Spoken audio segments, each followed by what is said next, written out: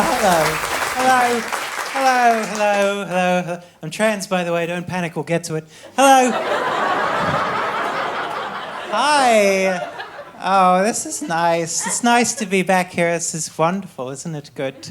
Oh, it's so good. I am trans. I recently started transitioning from male to female. So at the moment, I'm making like 90 cents on the dollar. It's going all right.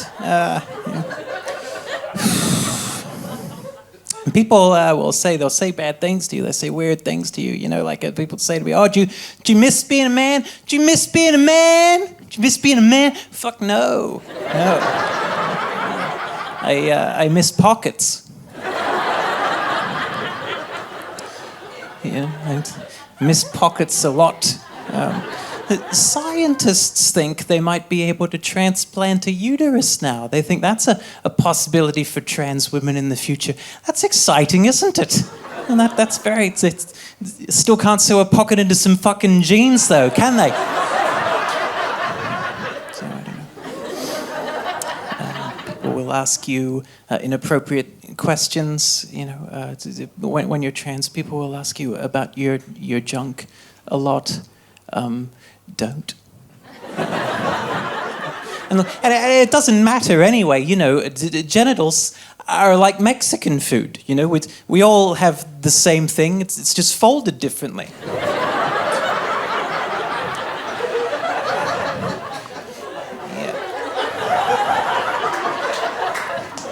Yeah, look, all right, that's funny to me.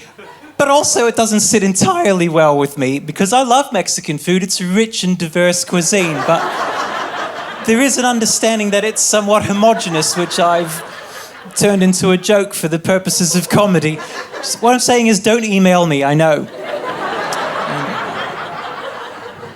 It's good, it's grand, it's nice to be here. I have a relative who likes to mock and misgender me. You know, he thinks it's funny to do that, and his reasoning for doing that is, well, I knew you before when you were presenting as a boy, and you can't just change who you are, and besides, it's just words. What kind of weakling is hurt by words, you know? And I thought about that, and I thought, well, you know, maybe he's right. You know, pronouns are just words, after all, and if you are any kind of strong or brave person, it shouldn't matter what you get called.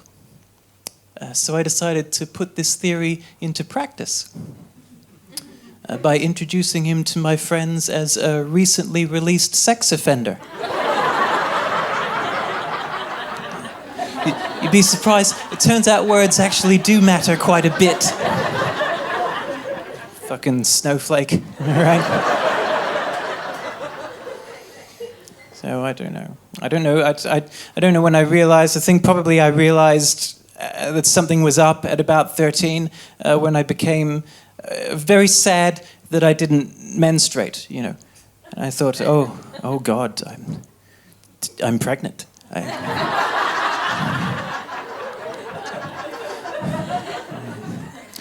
But you know, puberty is a difficult time. I don't know if people know this generally, but the hormones that they give you to transition are exactly the same as the hormones of your gender during puberty. So some trans people have the incredible privilege of going through puberty twice. You'd think that would make you better at it. No, not at all. It's very difficult going through puberty at 38. Because I have the interests of an adult, but the emotions of a 14-year-old girl, you know. So I have this like overwhelming desire to rebel against authority, but also I really like camembert. Do you know what I mean? Like I developed these like obsessive crushes on cute boys and rock bands, but also I can get a boat loan.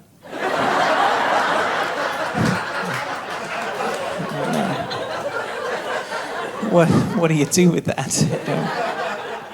I don't know. So this is all right. This is good. This is nice. You know, before. I'd say I haven't been doing comedy for a while, but before all of the madness happened, I was doing gigs on cruise ships. I don't recommend it. So have you been on a cruise ship? No, of course you haven't, because you're not 108.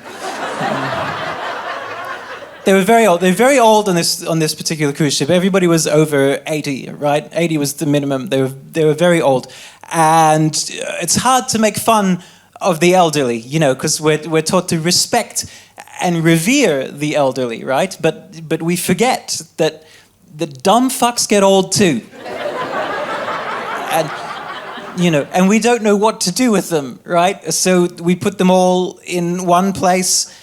And we push them out to sea.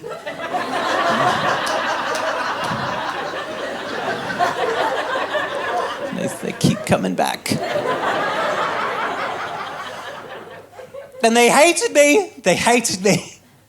Because, you know, not only are they very old, but they're also very rich, right? So they've never had to solve a problem by thinking about it before. So they don't really get jokes. They hated me.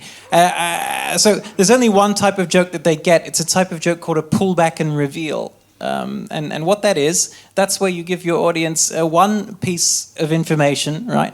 And then the final piece of information that you give them recontextualizes the first, making it surprising and funny.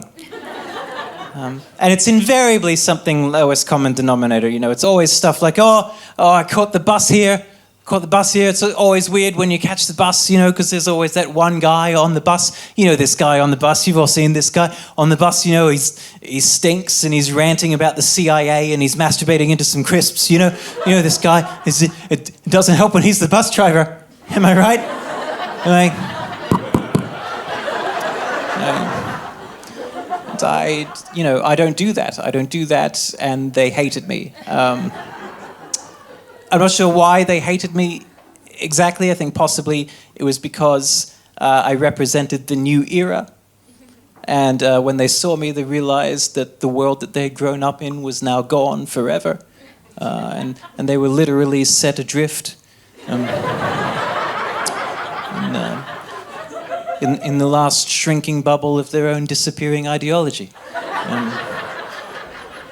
Or possibly it was because I was very drunk and had forgotten to wear pants.